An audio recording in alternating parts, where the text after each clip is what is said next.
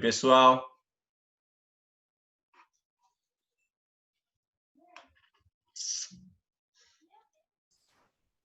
Oi, gente. Bom dia. Dá bom dia para mim, galera. Oi, Mar. Isa, bom dia. Elis. Fala, João. Tudo bom? Que legal, que saudade de ver você. Gabriel, Sofia, Maria Eduarda, Ariana, Mafê. Certo, gente? Como é que foi de férias? Boa, Eric. Tudo certo?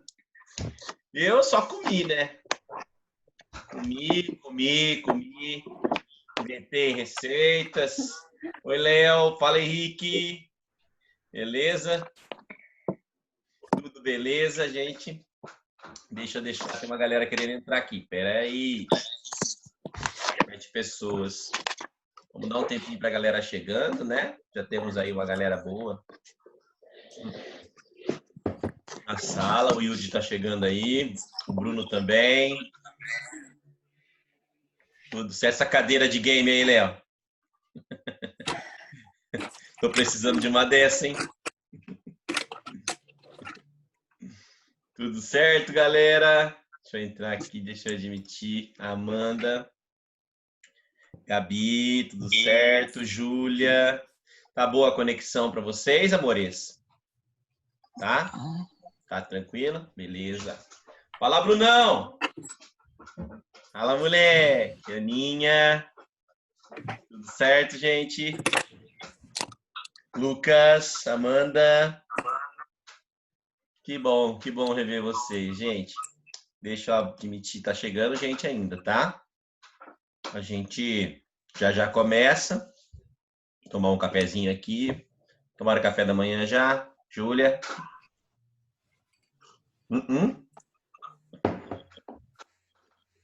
Anne, tudo bom? Deixa eu colocar aqui. Isso. Faltando aqui, tá faltando. Nossa, já tá todo mundo aqui praticamente.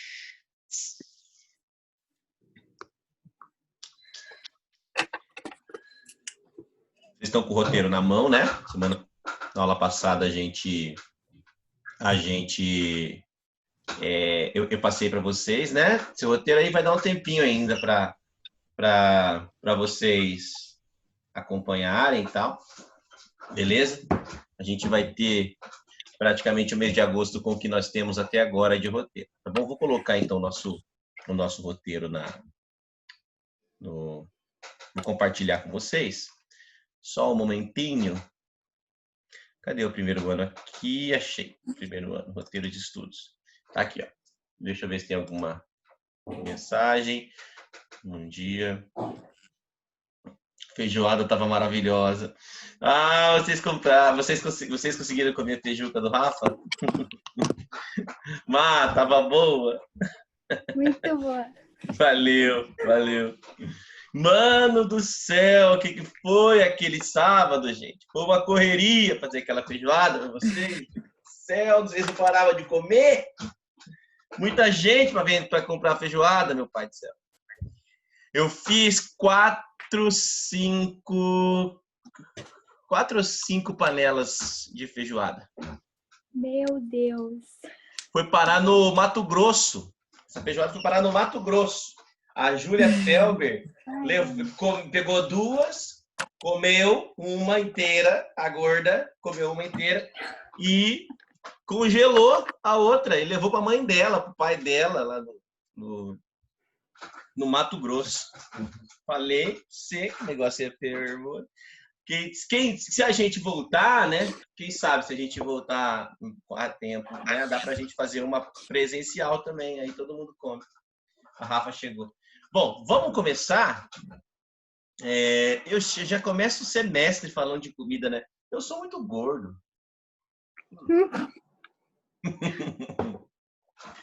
Ai, gente. Bom, vamos nessa. Eu tô aqui, tá? Ó.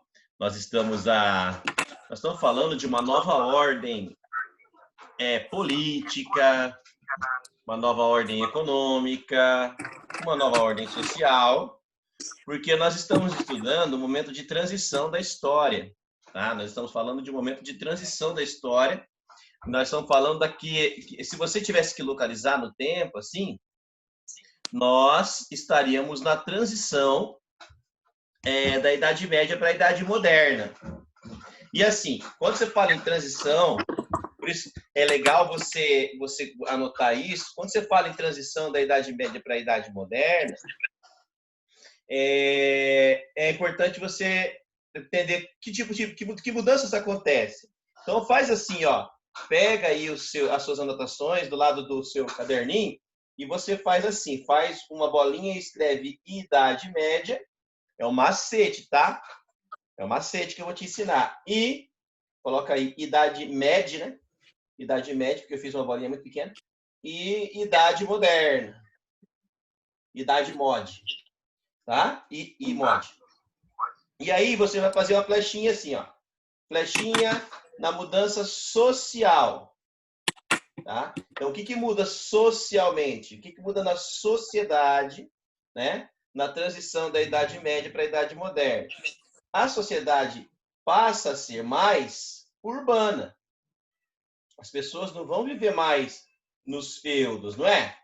As pessoas vão viver mais na cidade. As pessoas vão viver mais nos meios urbanos. Tanto que a gente identifica uma espécie de renascimento urbano no final da Idade Média para a Idade Moderna, não é? Beleza? Nós estamos falando também, sala está só enchendo. Ó, mais uma flechinha. Aí a gente faz uma flechinha e faz uma mudança política. Tá? Uma mudança política. Que tipo de mudança política? Nós temos o quê? Um processo de centralização política. O poder político na Idade Média era descentralizado. Mas agora, na modernidade, nessa mudança, nós estamos falando de um processo de centralização política, pois na Idade Moderna, quem vai ter bastante poder serão os reis. Exemplo, né? Exemplos de reis poderosos. O rei Dom Sebastião, desculpe, Dom Sebastião não. O rei Luís XIV, né? Os reis, por exemplo, os reis das dinastias russas, eles são reis centralizadores, ou seja, nós estamos falando de um processo de centralização política, muito forte. Rafa, tem mudança econômica? Tem, flechinha. A mudança econômica da Idade Média para a Idade Moderna é a transição do sistema feudal, não é? Para o sistema capitalista. Correto? Beleza? O sistema feudal transita para o sistema capitalista. Tá? Beleza? Essa é a mudança econômica. Tá? Social, política, econômica e agora cultural. Né? Cultural. Por quê? Porque eu vou falar para você que a mentalidade do homem medieval era uma mentalidade teocêntrica. Não é?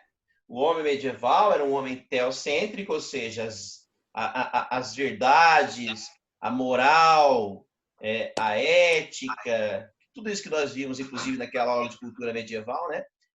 Todas essas estruturas, elas vão transitar na Idade Moderna, para um pensamento mais antropocêntrico e humanista. Entendeu? Uma sociedade mais antropocêntrica e mais humanista. Então, o homem medieval teocêntrico ele vai dar lugar, né, a um homem moderno, antropocêntrico e mais humanista. Então, se na Idade Média os homens eram mais ligados ao Theo, a Deus, né, e a moral era mais religiosa, agora nós estamos falando de uma moral mais humanista, mais antropocêntrica e aí, inclusive, mais individualista. Eu posso colocar isso sem medo de errar, mais individualista, xoxões. Tá? Por quê? Até porque nós podemos até linkar, fazer uma relação com a mudança econômica, porque quando muda a economia, muda o homem também. Essa mudança na economia acaba afetando o comportamento e a ética das pessoas. Tá? Então, aquele homem feudal era mais teocêntrico, o homem capitalista ele é mais antropocêntrico. O homem feudal ele é mais coletivista, enquanto o homem capitalista é mais individualista. Concordam comigo? Ah, então essas mudanças também são observadas. Deixa eu me perguntar. Rafa, poderia repetir a mudança econômica? Mas é claro. Ai, tem gente chegando, hein? Ó, tá. A mudança econômica, Chuchu, é a transição do sistema feudal, tá? O sistema feudal medieval será substituído lentamente, tá? Pelo sistema capitalista moderno, tá? Então, o sistema feudal, a economia feudal, tá? Será substituída no final da Idade Média, início da Idade Moderna, pelo sistema capitalista, beleza? Tá? Junto com isso surge, claro, além disso, né? Além disso, surge uma nova classe, que barulho foi ele? Uma nova classe capitalista que é a burguesia. Rafa, a burguesia, então, ela surge na Idade Média? Surge. A burguesia surge na Idade Média, mas ela é tá? Uma classe que vai se fortalecer mesmo na modernidade. Ela tem suas raízes na Idade Média. A burguesia, na verdade, quem que era o burguês no passado? O camponês. Porque, olha o que eu falei, hein, gente? Olha que sacrilégio que eu cometi, né? Ó, quem que era o burguês no passado? Era o camponês. O camponês que vivia no feudo, o servo. Aí, o que aconteceu? Dentro do feudo, as coisas ficaram difíceis, porque os feudos incharam, e aí começou a transbordar, e essas pessoas saíram dos feudos e foram para vagar pela Europa e procuraram ali lugares para comercializar. Então, eles saem da condição de servos e vão passar para a condição, mais tarde, de comerciantes. E logo, eles se transformam na burguesia. Então, a burguesia ela tem suas raízes na Idade Média. Se você pensar aqui, né, ela sai do feudo e se transforma ali naquela classe social poderosa, economicamente falando. Show de bola? Beleza. Então tá. Então, assim, é isso. Essa transição você precisa dominar. E aí o nosso enfoque aqui, depois de tudo isso que a gente fez, essa parte introdutória, nosso enfoque aqui, amores, para o enfoque político agora, tá? Então, nós estamos falando de uma transição para a centralização. Quando eu falo em centralização, eu estou falando na formação das monarquias nacionais centralizadas. Formação das monarquias nacionais centralizadas. Certo, galera? É nóis? Beleza? Então, vamos lá. Ó, nós estávamos nessa nova ordem, né? Quando nós entramos de férias. Beleza? Essa nova ordem estabelece que a política no final da Idade Média, o sistema político no final da Idade Média passa a ser centralizado, ou seja, os governos são nacionais. Tá? Então, nós temos um governo para a Inglaterra, um governo para a França, um governo para Portugal, um governo para a Espanha. E esses governos nacionais tendem a ser centralizados e fortes. Agora, isso já está no seu roteiro, tá? O que eu quero dizer com isso, Rafa? Por que um governo centralizado e forte seria melhor nesse momento? Porque os reis, eles poderiam tomar decisões mais céleres, decisões mais rápidas, compreende? as decisões seriam tomadas mais rapidamente, e os reis, os reis que eram detentores de muito poder, eles podiam tomar essas decisões sem consultar, por exemplo, o parlamento, sem consultar, por exemplo, qualquer outro poder legislativo, porque o poder centralizado, o poder dos reis, né, ele é incontestável. Então, a decisão que um rei toma é uma decisão definitiva e não pode ser contestada. Por isso que era muito comum, por exemplo, em países cujo absolutismo era muito forte, a execução de pessoas nocivas ao sistema, certo? Por exemplo, na França, o que acontecia com quem questionasse as decisões do rei? O que acontecia? As pessoas eram mortas. A França tinha guilhotina, por exemplo. Tá? Então, o governo centralizado e forte é uma característica, tá, do absolutismo, desse processo de formação. Então, esses reis tomam decisões mais rapidamente. Aí, assim, dá para a gente até dar uma pirada nessa história aí. Por quê? Porque, Rafa, mas como que um rei toma sozinho as decisões? Como que um rei governa sozinho, sentado no trono, lá, no trono mesmo, tá? Não é aquele outro trono. Como o rei senta no trono e toma as decisões sozinho lá, né? É claro que ele não é um cara que decide as coisas sozinho. Não, não, não. Ele tem uma série de assessores, ele tem os seus ministros, ele tem os seus conselheiros, certo? É que a última palavra é dele, entende, gente? A última palavra é do rei. Mas é claro que esse governo centralizado e forte, ele é sustentado por todo um aparato burocrático, tá? Por todo um aparato burocrático, por toda uma estrutura burocrática que permite que ele tome a decisão acertadamente, pelo menos na visão dele. Ô, Rafa, esse é o melhor sistema de governo? Olha, o melhor sistema de governo, apesar das fragilidades que ele tem, é a democracia, não é? O melhor sistema político são sistemas políticos cuja autoridade emana do povo, não é? Não é isso que nós sabemos? Mas quando a gente começou a ter essa ideia? Depois que acabou o absolutismo. Antes de acabar o absolutismo, o melhor governo era esse. Tanto é que o primeiro país que centralizou politicamente a sua monarquia foi Portugal. E quando Portugal fez isso, o que aconteceu com Portugal? Portugal se transformou na maior potência econômica do mundo. Portugal foi a maior potência econômica do mundo porque foi o primeiro país a centralizar politicamente o seu país. Entendeu? Então, eu estou dizendo para você que nessa época aí, no final da Idade Média, no início da Idade Moderna, a melhor forma de governo, pelo menos aqui fez os países que primeiro fizeram isso, se transformaram em potências, foi o sistema absolutista, foi a monarquia centralizada. Correto? Então, o governo centralizado e forte, nesse momento, era necessário para uma modernização da política nesses países e, por isso, nós vimos que esses reis ficaram muito fortes. Mas é claro que haverá resistência, não é? Porque assim, gente, eu costumo dizer para os meus alunos, principalmente das minhas aulas específicas, que poder político é uma espécie de pêndulo. Sabe aquele relógio de pêndulo? Sabe? Aquele relógio antigo. Claro que você não sabe. Vocês são bebês. Vocês não são velhos como eu. Mas o relógio de pêndulo é aquele relógio que fica fazendo tic-tac para lá e para cá, sabe? O poder político é isso. Ele vai... Você lembrou, né? Já viu?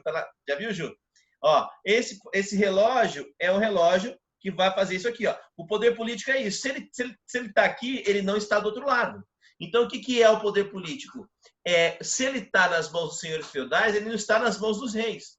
O que está acontecendo agora com esse pêndulo? Ele está saindo das mãos dos senhores feudais e indo para as mãos dos reis. Ou seja, os senhores feudais estão enfraquecendo. Enquanto os reis estão se fortalecendo. Então, os reis estão sugando a autoridade dos senhores feudais. Ou seja, os reis estão enfraquecendo os antigos senhores feudais que eram muito fortes durante o feudalismo. Entendeu? Então, eu posso dizer, sem medo de errar, que o capitalismo contribui para o fortalecimento e para a aceleração da centralização política. Porque no feudalismo, o senhor feudal deita e rola. No capitalismo, o rei vai deitar e rolar. Certo? O rei vai deitar e rolar. Oi? Eu tô com o áudio ligado, desculpa. De boas. De boa, tava ouvindo música ou tava ouvindo jornal? Notícia? Tô zoando. Tá? Então, o que eu tava... Ah, falei, lembrei. Então, quando você tem uma transição, amores, desse poder político para as mãos dos reis, você pode saber que esses reis, eles vão estar atentos também às transformações econômicas. Então, o sistema feudal morre junto com a morte do poder político do senhor feudal. Tá? Consequentemente, o sistema capitalista nasce e ele é certamente favorável a um fortalecimento não só do rei, como também da burguesia. Tá? Então, os reis, claro, e burguesia vão se aproximar. Por quê? Porque o sistema capitalista é bom para os dois. O sistema capitalista é bom para o rei, por quê? Porque ele enfraquece o senhor feudal. Tá? O sistema capitalista é bom para a burguesia, por quê? Porque foi ela que inventou, não é? Ela que capitaliza, ela que ganha dinheiro. Então, o sistema capitalista nascente, ele é conveniente. Eu sempre falo para vocês, história. Quem entende história, né? Para entender história, eu costumo dizer que para entender história, você tem que entender o significado da palavra conveniência. História é conveniência. O que é conveniente para o rei? E o que é conveniente para a burguesia? O capitalismo, nesse momento. Tá? Por que você... Vamos entender a palavra conveniência no nosso dia a dia. Por que você opta por uma loja de conveniência para comprar uma latinha de Coca-Cola?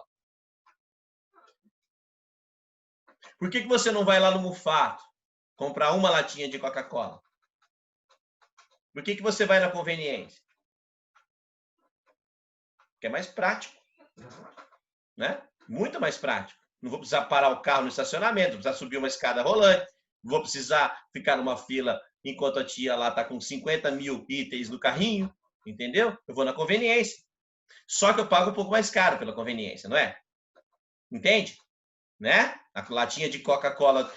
Eu moro do lado do Catuaí Shopping aqui em Londrina, né? Tem uma conveniência do lado do Catuaí Shopping, do lado da minha casa aqui. É a conveniência mais cara do planeta Terra. Uma latinha de Coca-Cola custa R$10. Mas eu cheguei a comprar uma latinha de Coca-Cola de R$10 ali. Paguei um preço por isso. Paguei caro por isso. Mas, pelo menos, eu não precisei ir no mercado. Não precisei ir no Mufato, porque eu estava indo para Maringá, inclusive, e eu queria tomar uma Coca-Cola na estrada. Né? Então, é isso. História é conveniência. História é conveniência. E, nesse momento, rei e burguesia se unem porque é conveniente. Só que isso vai custar caro para quem? Vai custar caro para a burguesia. Por quê? Porque a burguesia apoia a centralização política e os reis ficam mais fortes politicamente. Só que a burguesia não vai ter o poder político. A burguesia vai ter o quê? O poder econômico. Então, nesse momento, tá? A burguesia e rei estão unidos. Só que com o tempo, a burguesia vai perceber que ela não tem aquilo que ela deu para o rei, que é o poder político. E o que ela vai querer? Depois de ter muito poder econômico, a burguesia vai querer o quê? Vai querer o poder político. Entende? E aí começam as revoluções. Na Inglaterra, você tem o fim do absolutismo. Não tem? A Revolução Gloriosa. E a Revolução Gloriosa acabou com o absolutismo inglês. E quem se favoreceu com isso? A burguesia.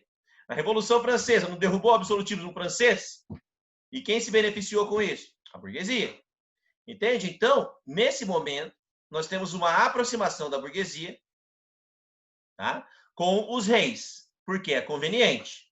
É conveniente porque a burguesia vai ter o rei ao seu lado e o rei vai ter a burguesia ao seu lado também. Tá? Por exemplo, vou dar um exemplo clássico para você. Os reis absolutistas vão incentivar as grandes navegações. Portugal não conquistou metade do planeta, enquanto a Espanha conquistou a outra metade do planeta. Lembra disso? Você lembra? Você vai ver, inclusive, isso comigo nas próximas aulas, quando nós entrarmos em História do Brasil. Tá? Então, pode ver que isso é muito conveniente para o rei, porque o rei, quanto mais terras conquista, mais impostos ele vai conseguir também, não é? Quanto mais terras conquistadas, maior é o número de impostos. Certinho? Certo? E quanto mais terras conquistadas dentro de um país, é bom para a burguesia, porque ela está aumentando a área para comercializar os seus produtos.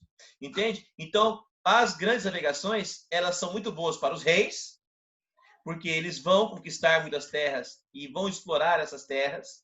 E as grandes navegações também são muito boas para a burguesia. Por quê? Porque a burguesia vai conseguir comercializar nessas terras conquistadas. Ou seja, isso é muito bom para os dois. É um exemplo, né, de que é conveniente, nesse momento, a formação das monarquias nacionais, ou seja, é conveniente a centralização política. E aí, gente, para formar uma monarquia nacional não é fácil. É fácil aqui no roteiro. O roteiro está pronto. Mas é claro que para fazer isso, muito tempo passou, tá? Muito tempo. Isso é processo. Ó, a formação das monarquias nacionais é um fenômeno, coloca no seu caderno. É um fenômeno processual, tá? É um fenômeno processual. Ele é lento. Não aconteceu do dia para a noite, não, tá bom? Mas, né, ele aconteceu, tá? Ele aconteceu. Como que ele aconteceu, amores da minha vida? Ele aconteceu assim, ó. Os reis, aos poucos, dentro dos seus países, foram instituindo impostos nacionais. Tá? Então, os reis, ao criar impostos nacionais, ele acaba com aqueles tradicionais impostos feudais. Sabe aquelas obrigações feudais que o servo tinha com o seu senhor? Isso vai acabar. Então, ele vai criar impostos nacionais e quem vai cuidar da cobrança de impostos é o rei. Entende? Então, a criação de impostos nacionais fortalece o rei, tá? Fortalece o rei nacionais. Coloca aí, eu devia ter colocado impostos nacionais antes de te mandar. O impostos nacionais fortalece o rei, porque é o rei que cuida de toda a cobrança tributária. Então, e toda a cobrança tributária e toda essa arrecadação vai para o bolso do rei, tá? E não dos senhores feudais. E até porque, gente, nós estamos falando da morte do sistema feudal. Nós estamos falando do nascimento do capitalismo. Os impostos agora não serão pagos com trigo ou com outro produto agrícola, né? O que agora os impostos serão pagos com dinheiro. Beleza? Certo? Além dessa questão, né? Além da instituição de impostos nacionais controlados pelo rei, se fosse só isso, já era o suficiente para os reis darem uma surra nos senhores feudais. Agora, outro fato também é muito importante, que foi a criação de exércitos nacionais. Não existe mais esse negócio de exércitos particulares. Cada senhor feudal tem o seu exército. Não. Agora, os exércitos são nacionais. E quem vai liderar as forças armadas, adivinha quem é? Os reis. Ó, só coloca uma coisa muito importante aí. Como que esse processo foi... Engasguei.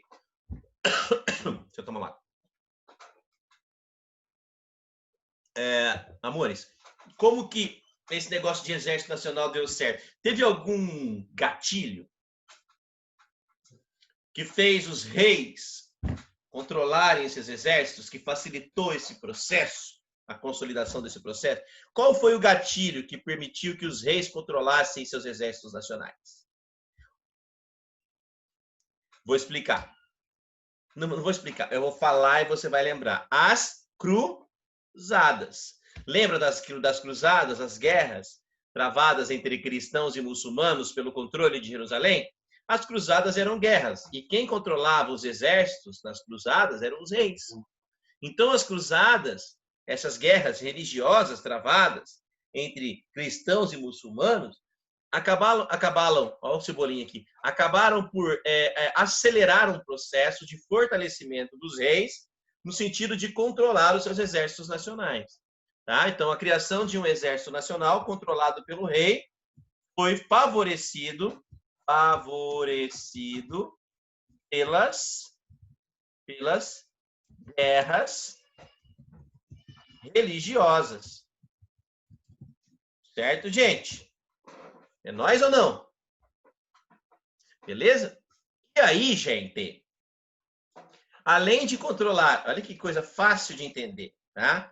Além de controlar, meu Deus, meu tempo já está acabando. Além de controlar os impostos, agora todos os impostos cobrados é o rei que controla, então ele tem seus fiscais, ele tem seus cobradores, ele tem seus ministros que vão cuidar do investimento, né, desses impostos, tá? É o rei que vai controlar tudo. Além de controlar isso, ele vai controlar o exército. Então, as Forças Armadas obedecem agora à ordem de uma só pessoa, chamada rei. Beleza? E aí, a justiça também vai ser nacionalizada, porque não vale uma justiça no feudalismo, as justiças eram controladas pelos senhores feudais, ou seja, as decisões jurídicas, né, eram controladas pelos senhores feudais, e ela estava mais na mão da igreja do que propriamente dos senhores feudais também, lembra? A igreja colocava as pessoas lá na fogueira, se fossem consideradas nocivas, ao sistema, ao poder religioso e tal. Agora não. Agora a justiça é nacional e os reis têm os países vão ter os seus códigos de justiça. E é claro que o rei também será favorecido, porque isso tende a enfraquecer os senhores feudais, que no passado eram a lei dentro dos seus feudos. Agora a lei é para todos dentro do país. Então, se você comete vou dar um exemplo. Isso que para você é muito fácil de entender, tá? Se você mata uma pessoa, né, na Bahia, beleza? E mata uma pessoa e outra pessoa mata uma outra pessoa no Rio Grande do Sul, e o crime é igual, a pena também é a mesma, né? Dependendo aí de algumas variações, mas existe uma justiça para todos. Então, a tipificação de crimes passa a ser nacional. Então, se você cometeu um crime aqui no sul da França e esse mesmo crime é cometido no norte da França, a punição é a mesma. Isso é uma justiça nacional. Tem até uma expressão: pau que bate em Chico também bate em Francisco. Ou seja, o que vale para um vale para o outro também, tá? Beleza? E aí, gente, não tem erro, né? O caminho está traçado para o processo de formação do sistema absolutista de governo. Se a justiça é controlada pelo rei, se o exército é controlado pelo rei, se os impostos são controlados pelo rei, os reis têm poderes absolutos. Ô, Rafa, então a linha de chegada é a frase mais importante da aula de hoje. Rafa, a linha de chegada do processo de formação das monarquias nacionais é o absolutismo? Sim. O processo de formação das monarquias nacionais não é uma coisa de movimento? Está formando. Não tá? Você não tem essa impressão?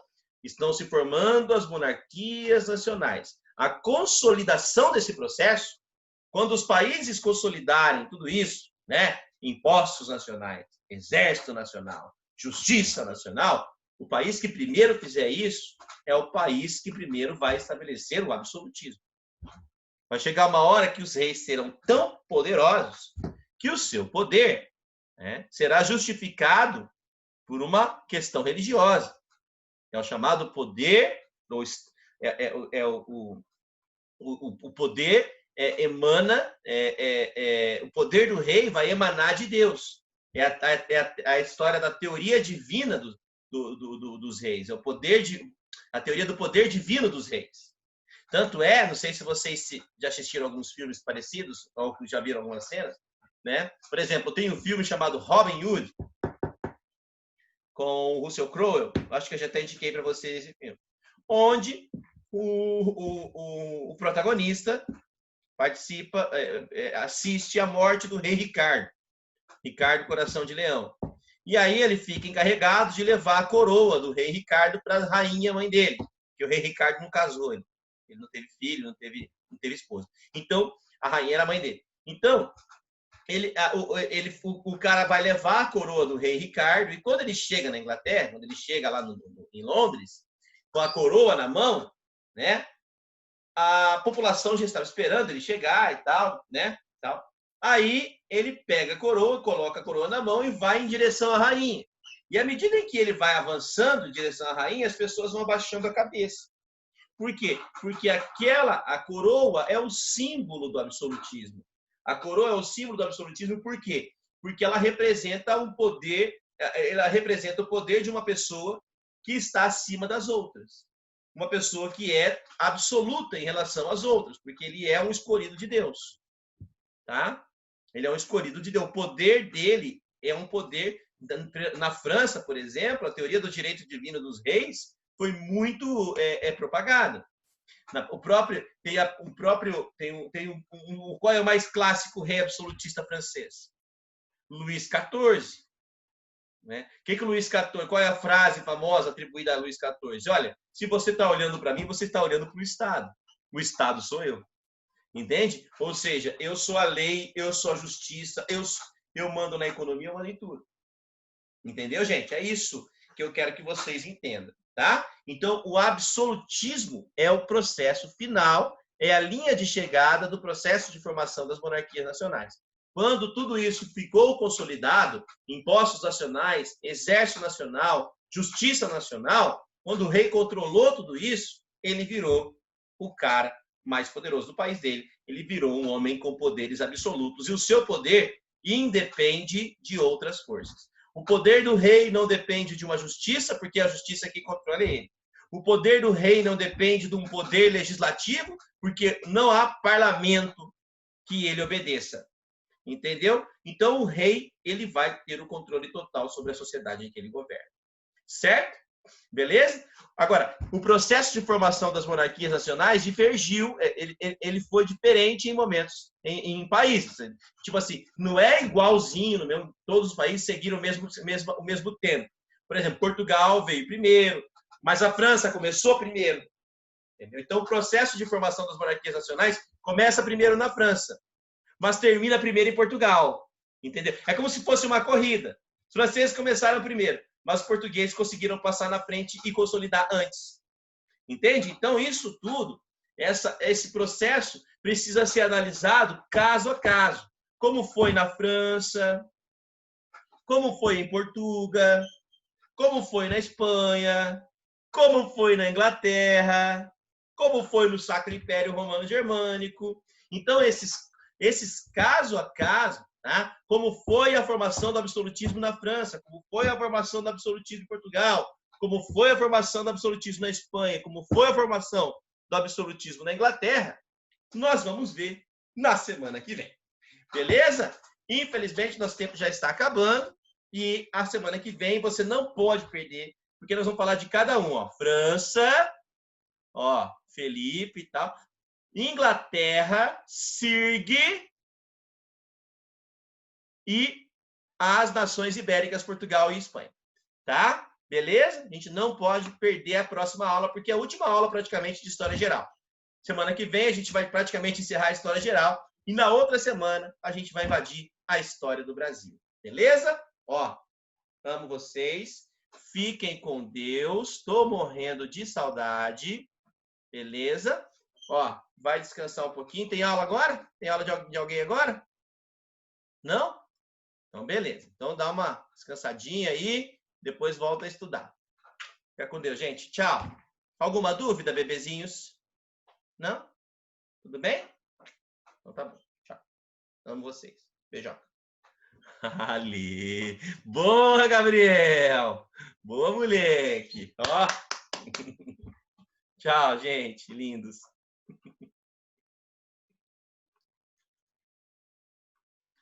Quis encerrar aqui. Encerrando. Beijo.